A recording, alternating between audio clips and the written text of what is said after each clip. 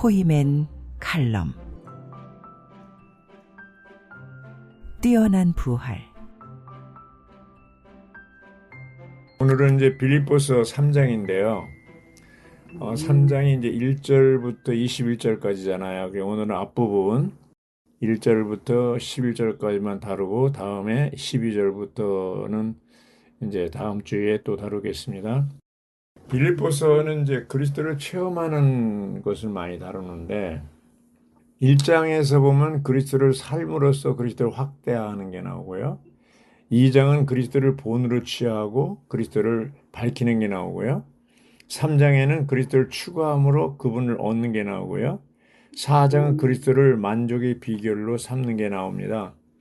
그래서 오늘은 이제 앞부분에 3장 1절부터 11절까지인데 3장 1절부터 6절까지는 그 영으로 봉사하고 육체를 신뢰하지 않아요. 그 영과 육체가 나옵니다. 근데 이제 여기 서신 중에 그 심장부라고 할 수 있는 네 가지 책이 있잖아요. 갈라디아, 에베소, 빌립보, 골로새 이렇게 나오는데 공통적으로 이 네 서신에 누가 등장하냐면 유대 교도들이 등장합니다. 유대 교도들. 그 얘기는 뭐냐면 바울이 이제 가서 복음을 전하고 교회를 세우고 목양하고 수고해서 이렇게 하면은 꼭 그 방해꾼이 나타나서 그 교회를 손상을 주고 어려움을 주는 이런 이 어렵게 만들고 또 믿음에서 빗나가게 하고 그것이 이제 유대교도들 이제 그들이 이제 갖고 와서 써먹는 게 뭐냐면 이제 유대 종교잖아요. 유대 종교. 그리고 특히 이제 그 유대교라는 게 어, 안식일 지키는 거, 할례, 음식에 대한 규례, 명절 지키는 거잖아요. 그런데 특히 이제 그 유대교도들이 바울이 세운 교회에 와서 계속해서 이게 혼란시키고 손상시키는 그 핵심이 뭐냐면 할례를 행하라는 거, 할례. 할례 받아야 돼. 율법을 지켜야 된다. 할례 받아야 된다. 이걸 이제 계속 주장하잖아요.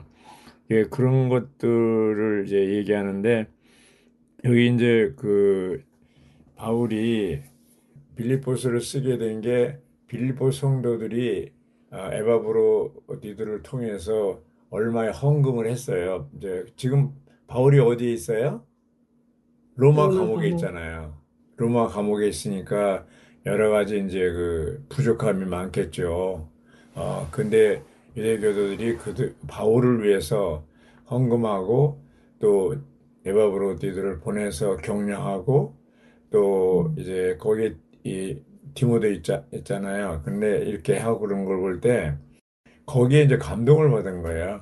바울이 감동받고 이제 편지를 빌립보서로 쓰고 정말 친밀하게 이렇게 얘기하고 이제 3장에 와서 이 유대교도들의 어떠함에 대해서 강하게 조심하라.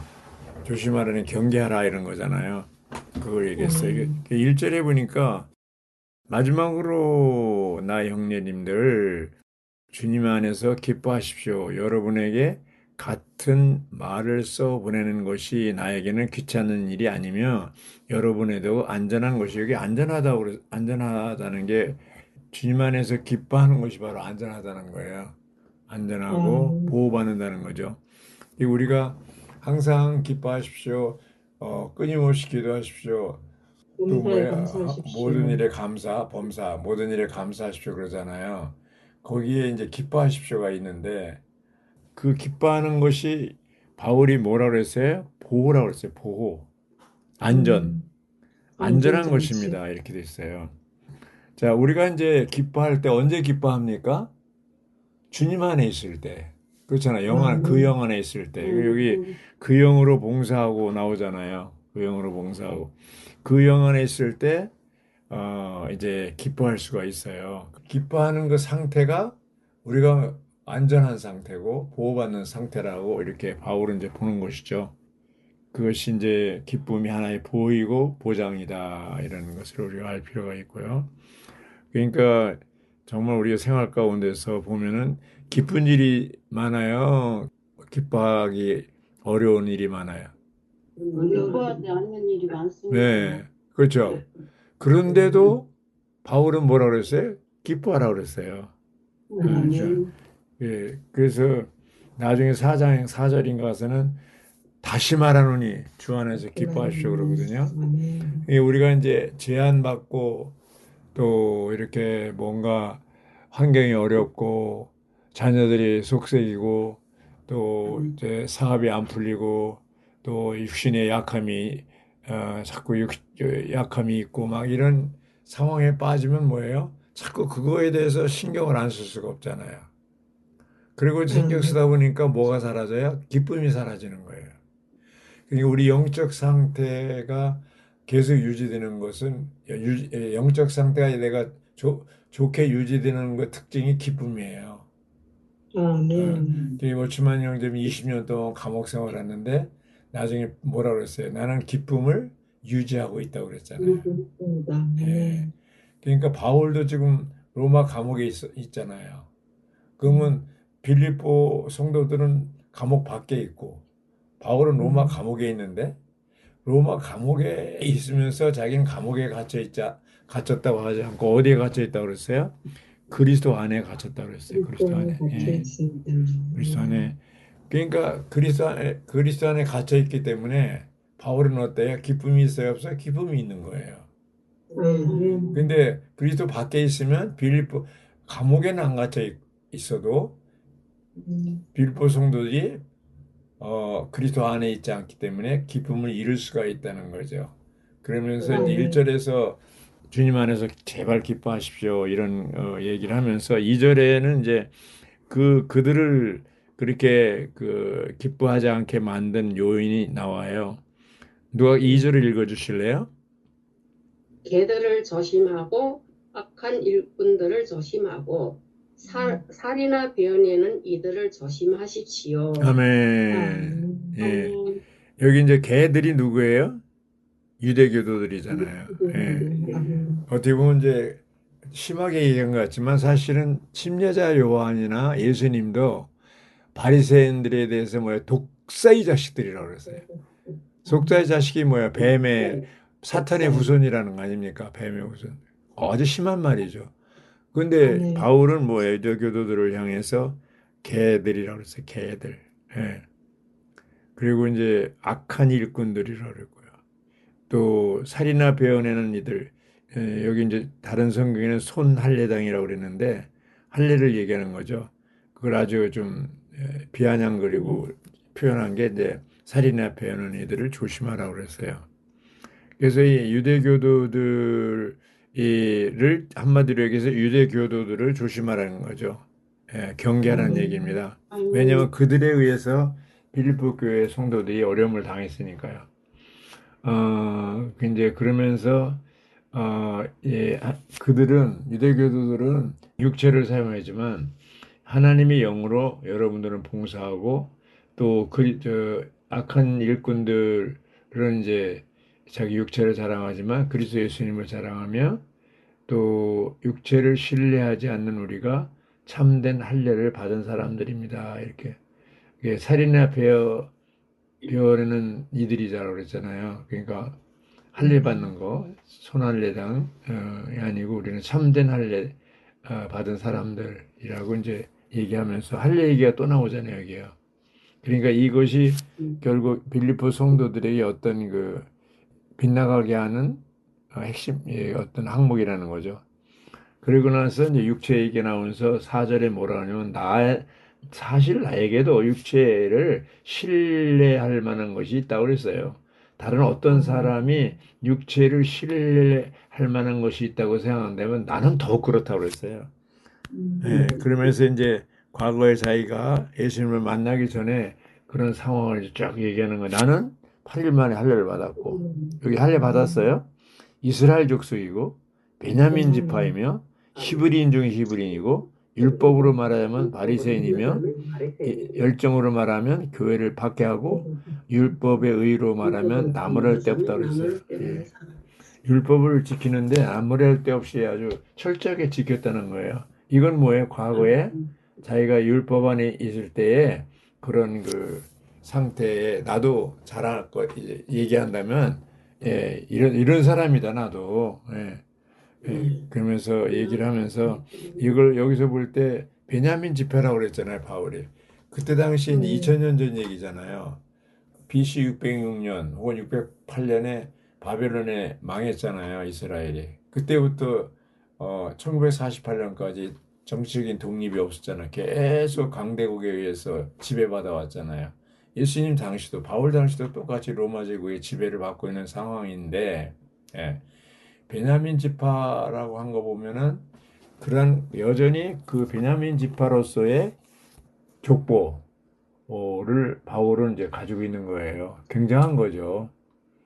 나라도 망했고 쫄딱 망했는데 어떻게 자기가 어느 지파에 속했다는 거를 이렇게 간증할 수 있는지 모르겠어요. 그 유대인들이 아주 이스라엘 백성들의 특징이라고 볼 수가 있는데 지금도 유대인들은 자기가 어느 지파에 속했다는 것을 다는 아니지만 가지고 있는 것을 볼 수가 있습니다. 그래서 이제 7절, 8절이 중요하다고 그랬잖아요. 그리스도 때문에 모든 것을 해로운 것으로 여겼다 이렇게 했는데 자기 과거에 이런 사람이었지만 그리스도를 알고 나서부터 나가 달라졌다. 그래서 7절에 그러나 나에게 유익이 되었던 것은 나는 그리스도 때문에 해로운 것으로 여기게 되었습니다. 뭐예요? 앞에 얘기한 그런 것들. 자기가 바리새인 중에 바리새인이고 이스라엘 족속이고 할례를 행했고 등등 이런 것들이 다 해로운 것으로 여기게 돼요. 그러면서 8절 아주 중요한 8절이 요절이죠. 중요한 기절이죠. 그럴 뿐만 아니라 내가 모든 것을 또한 해로운 것을 여기는 것은 내 주 그리스도 예수님을 아는 지식이 가장 탁월한 것이기 때문입니다. 내가 그리스도 때문에 모든 것을 잃어버리고 그 모든 것을 뺏을물로 여깁니다. 그래서 내가 그리스도를 얻고 이렇게 됐잖아요. 그리스도 때문에는 그리스도의 인격을 얘기하는 거죠.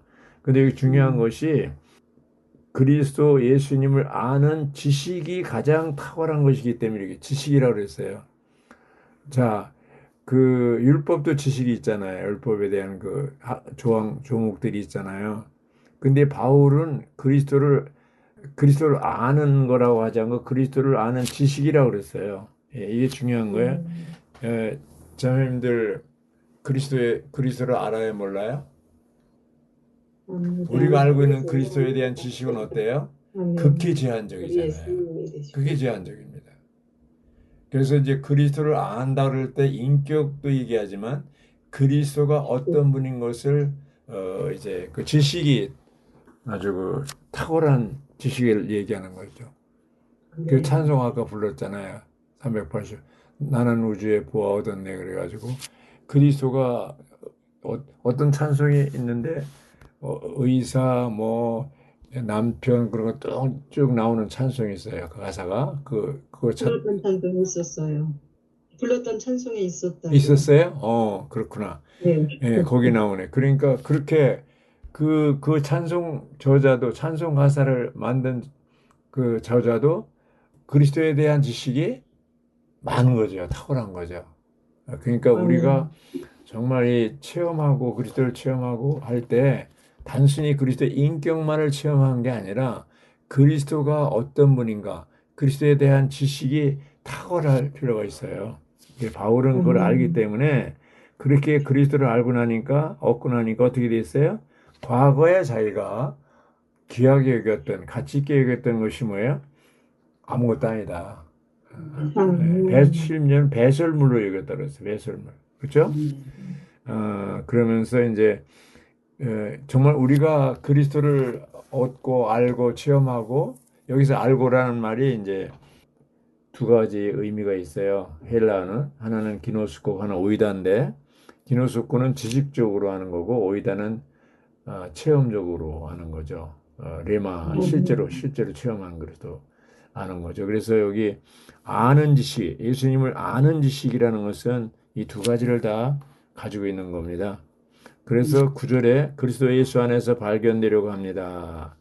율법 안에서 과거에는 바울이 율법 안에서 발견되기로 원했죠. 지금은 이제 그리스도 안에서 발견되려 하고 내가 가진 의의는 율법에서 나오는 의의가 아니라 그리스도를 믿음으로 말미암아 얻은 의, 곧 믿음에 근거하여 하나님에게서 나온 의입니다.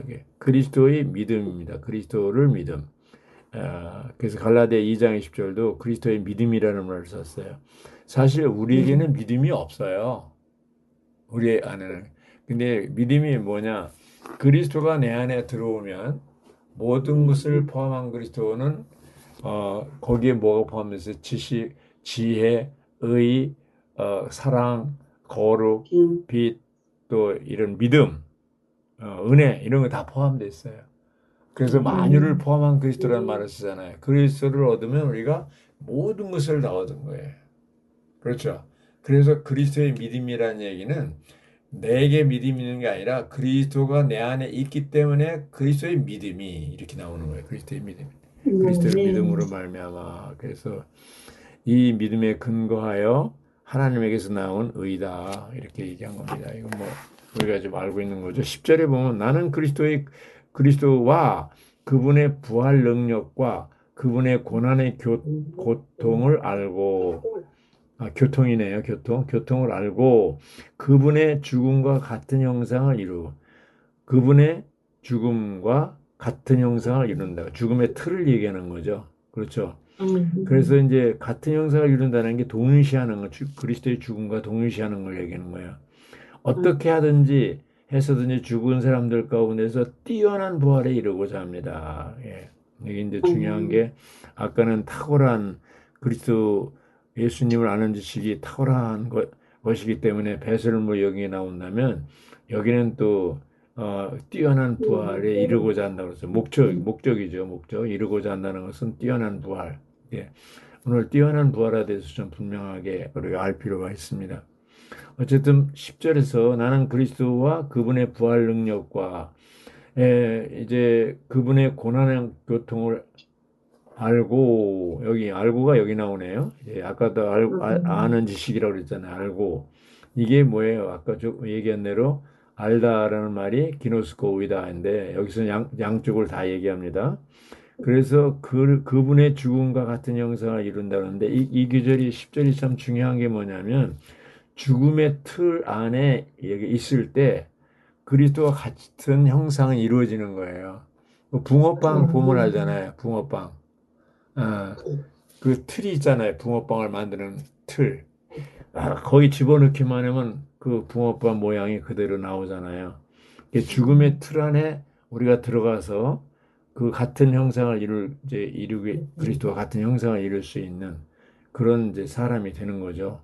그래서 주님은 먼저 아까 각주에 있는 것처럼 그리스도는 고난과 죽음이 먼저 오고 부활이 다음에 왔죠. 우리는 뭐야? 부활 능력이 먼저 오고 다음에 그분의 고난에 참여하고 그분의 죽음과 같은 형상을 이루는 것이 뒤따른다고 그랬어요. 예. 그래서 우리가 여기 보면은 그리스도의 죽음과 같은 형상을 이루는 것은 뭐냐? 그리스도와 그분의 부활 능력과 그분의 고난의 교통을 알고 체험하기 위한 조건이라고 그랬어요. 체험하기 위한 조건. 그러니까 이제 주님하고 반대죠. 우리가 주님은 뭐예요? 먼저 십자가를 지고 나중에 죽으셨잖아요. 우리는 그리스도와 함께 십자가에 죽고 그 다음에 십자가를 지는 생활하는 거잖아요. 이 죽음의 틀, 십자가, 그 틀 안에 계속 우리가 제한받고 갇혀 있을 때 그리스도의 형상이 이루어지는 거예요. 예. 그래서 우리가 제한받는 생활, 어떤 어려운 환경, 이제 원치 않는 이런 일들, 환경이 이제 오고, 그런 것이 자꾸 나한테 나에게 괴로움을 주고 기쁨을 뺏어 가려고 그러는데 사실은 그런 것이 나에게 나를 보호하고 안전하게 만든다고 그랬잖아요. 여기 1절에 안전. 여러분에게도 안전한 것입니다. 그렇기 때문에 기뻐하라는 거예요. 주님 안에서 기뻐합니다. 그래서 우리가 기쁨을 오츠만 형제님처럼 기쁨을 잃어서는 안 됩니다. 아멘. 정말 뭐 왜 나에게만 이렇게 환경이 오냐. 예. 이제 우리가 이제 우리 광수장님도 이제 관광을 갔다 왔지만 그 눈으로 이제 그런 걸 본다 하더라도 그것이 기쁨의 근원은 될 수 없잖아요. 그냥 보고 지나가는 거죠. 그렇구나, 그렇구나. 이게 어떤 이제 관광지 가면 이제 사람들이 이렇게 구경하도록 했잖아요. 뭘 꾸며놓고 막 그랬잖아요. 그래서 우리가 그런 것들을 통해서 기쁨이 나한테 오는 게 아니고 그리스도 안에 있을 때 우리가 기뻐할 수가 있는 겁니다. 그리스도 안에서 벗어나 밖에 있으면 그리스도의 죽음의 틀 안에 있을 때 안전이 돼. 그게 나를 보호하고 안전한 거예요. 그래서 자꾸 우리가 그 틀에서 어떻게 뛰쳐나오려고 그러잖아요. 이거하고 똑같아요. 소가 주인이 이제 말뚝을 박아놓고 소를 이제 거기 이제 묶어놨 이렇게 했잖아요. 줄 하고 했잖아요. 그러면 소가 생각할 때 그 말뚝 때문에 자기 자유를 못 누린다고 해가지고 그냥 해가지고 말뚝을 빼고 도망가잖아요. 그럼 어디로 가요? 도살장으로 간다고 해요. 예. 그래서 우리가 우리가 이제 이런 죽음 안의 틀 안에 있지 않고 뛰쳐나오고 그러면 어떻게 해요? 사탄이 바로 공격합니다. 사탄이. 그래서 이런 환경이 오히려 우리를 안전하게 보호하고 이제 지켜주는 거라고 볼 수가 있겠습니다. 야, 이제 뛰어난 부활. 뛰어난 부활이 뭐예요? 누가 얘기해 보시죠? 뛰어난 부활. 뛰어난 부활. 이기는 성도들에게 주시는 상이 된다고 하셨습니다. 네. 네, 말씀 좋습니다. 뛰어난 부활은 탁월한 부활을 얘기했는데 이기는 성도들에게 주시는 보상이라고 그랬어요. 이게 무슨 얘기예요? 이제 주님이 오시면 모든 죽은 사람이 무덤에 음부에 있던 사람이 다 부활합니다. 부활하는데 그 부활하는 사람 중에 그리스도인들이죠. 이제 음부에는 고통받는 곳과 즐거운 곳이 있잖아요. 그 낙원이라고 하잖아요. 이제 천연왕국은 하늘에 속하는 부분이 있는데 낙원이 그러면 그 낙원에 있던 즐거운 곳에 있던 사람들도 다 부활하잖아요. 근데 모든 사람이 뛰어난 부활에 참여하는 건 아니에요. 바로 이기는 이들이라는 게 뭐예요? 영은 거듭나고 혼은 변화되고 몸은 변형된 사람. 말하자면 그리스도의 틀 안에서 완전히 그리스도 형상이 이루어진 사람. 그리스도의 인격으로 새 사람이 된 사람. 그렇죠? 성숙한 사람을 얘기하는 거예요. 그 사람이 부활이 왜 그 사람이 뛰어난 부활 혹은 탁월한 부활이냐면 그때 부활하면서 어떻게 돼요?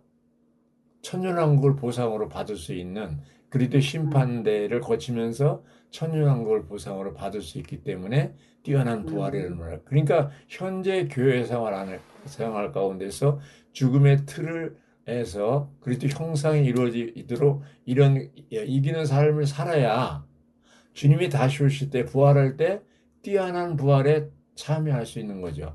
지금 패배하고 성숙하지 않고 생명이 자라지 않고 그냥 멋대로 살고 하고 싶은 대로 다 하고 뭐 집회도 뭐 안 나가고 그냥 나가고 싶으면 나가 안 나가면 안 나가고 뭐 이런 그냥 자유롭게 이렇게 한다면 그 뛰어난 부활에 참여할 수 있겠죠. 그러나 가능성은 줄어드는 거예요. 가능성. 네. 그래서 우리가 정말 이 뛰어난 부활에 참여하려면 오늘날 교회 생활 가운데서 정말 그 제한받는 삶, 아까 조심하라고 그랬잖아요. 조심하라고. 경계하라는 말이에요. 경계하고 조심하고 그냥 함부로 말하거나 함부로 행동하거나 함부로 그냥 그 갈라디아 5장 16절 25절 이러는 것처럼 영을 따라 하면은 돼야 되는데 영을 따라 생활한다는 게 뭐예요? 연합된 영 안에서 살고 행하고 처신하는 거잖아요. 연합된 영 안에서입니다. 이 영의 제한, 여기 그 영의 제한을 받는 생활, 죽음의 틀을 제한을 받는 생활, 이런 것이 이제 오늘날 우리 교회 생활 가운데서 유지되고 될 때, 생명이 성숙하게 될 때, 그런 사람 생명이 자라게 되고 이기는 삶을 사는 거잖아요. 이렇게 할 때 어떻게 돼요? 나중에 주님이 오실 때 우리가 이제 주님이 오시고 그냥 죽을 수도 있잖아요. 그러면 죽고 나서 이제 부활에 참여하겠죠? 그때 우리는 어떻게 돼요? 이기는 자로서 삶을 오늘날 살았다면 뛰어난 부활에 참여하는 거고 그렇게 살지 못했다면 결국 천년 동안 슬피 울며 이를 가는 거죠. 이건 뭐 네. 여러 군데 얘기했기 때문에 명확한 거예요. 이 코스가. 아, 그러니까 이게 이제 그 한 가지만 얘기하고 마치겠는데요. 주일학교에서 이제 그 부자와 나사로 얘기를 했어요. 그러니까 선생님이 부자와 나사로 얘기한다면 여러분들은 나사로가 되고 싶어요? 부자가 되고 싶어요? 그럴 때 한 주일학교 학생이 뭐라면 저는요 살았을 땐 부자로 살고 싶고요. 죽으면 나사로가 되고 싶어요. 그랬어요. 그런 건 없습니다. 그런 건 없습니다. 예. 아멘. 현재 교회 생활 가운데서 이기는 삶을 살아야 주님이 와서 그때 심판대에서 할 때 뛰어난 부활에 참여하게 됩니다. 여기까지 하겠습니다.